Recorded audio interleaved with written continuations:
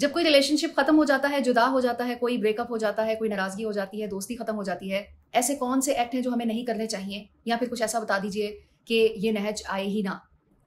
ऐसी कौन से अमल हैं जिसकी वजह से इस नहज तक बात पहुंचने के बाद मजीद खराब हो जाती है और खत्म हो जाती है, मतलब इस हद तक आ जाती है कि बिल्कुल ही रिलेशनशिप किसी जोगा नहीं रहता। क्योंकि ये जो स्टेजेस मैंने अभी आपसे जिक्र की हैं, जिसके बारे में क्वेश्चन किया गया है, वो तो अभी आपकी रिलेशनशिप को ख़त्म करने की पहली स्टेज होती है। उसके बाद कुछ ऐसे एक्ट होते हैं दरमियान में जिसकी वजह से रिलेशनशिप बिल्कुल ख़त्म हो जाता है।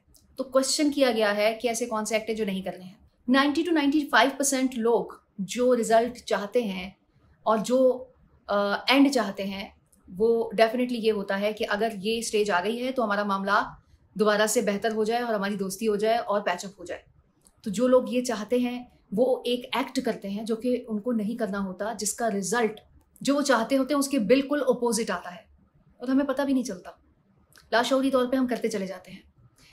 आज के ब्लॉग में वो कौन सा एक एक्ट है जो आपने नहीं करना होता, जिसका उलट हम कर रहे होते हैं, उसके रिजल्ट किस तरह के आ रहे होते हैं, हमें कौन से रिजल्ट चाहिए होते हैं, रिलेशनशिप को दोबारा इस्तेमाल करने के लिए इस एक्ट को किस एक्ट से रिप्लेस करना है, आज के ब्लॉग में मैं बताने वाली हूँ।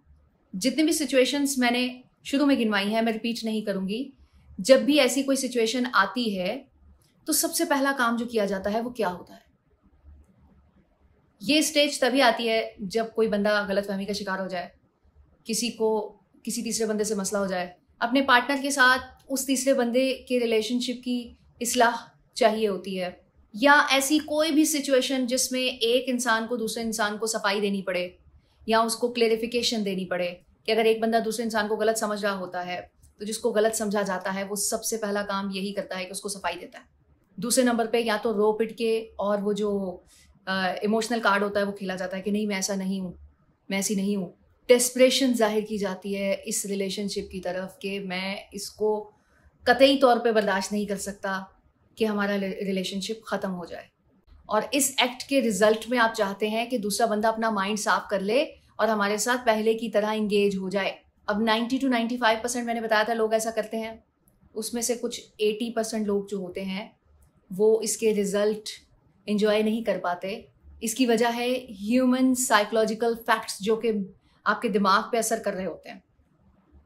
उस चीज़ को यकसर मुस्तरद कर लिया जाता है और आपको जो समझ आ रही होती है आप मुसलसल वो काम वो एक्ट करते चले जाते हैं, जिसका इम्पैक्ट दूसरे के माइंड पे ये पड़ा होता है कि आपकी डेस्परेशन, आपकी चाहत, उसको ऐसा लगता है कि ये मेरे पीछे है, उसको ये बावर करवाती है कि ये मेरे पीछे है और ये मेरे बगैर नहीं रह सकता या सकती। तो वो ना चाहते हुए भी एक जोम में आ जाता है और उस जोम से निकालना कुछ आसान नहीं होता।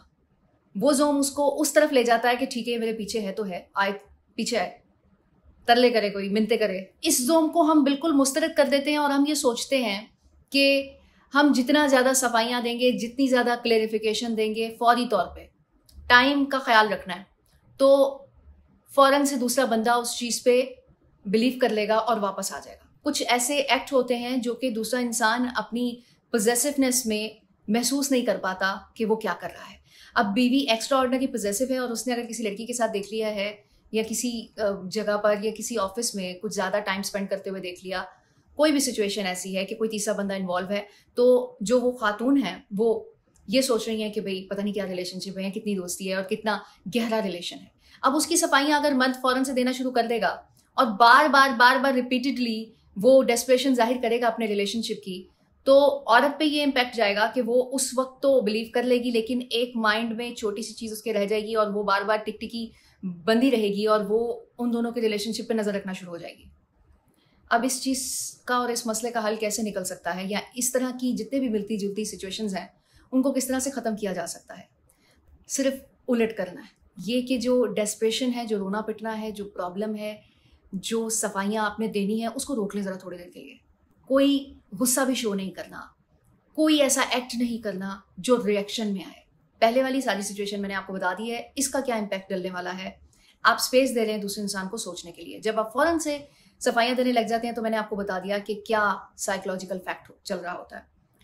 तो दूसरी सिचुएशन में जब आप उसे स्पेस देंगे तो वो पहली चीज़ तो ये उसके माइंड में आएगी कि ये पीछे क्यों नहीं आ रहा, और पहली चीज़ उसको दूसरी तरफ धकेलेगी वो ये कि क्या ये ठीक तो नहीं था, क्या मैंने गलत तो नहीं देख लिया, क्या मेरी आंखों का जो देखा है और जो मैं सोच रही हूँ वो गलत तो नहीं है।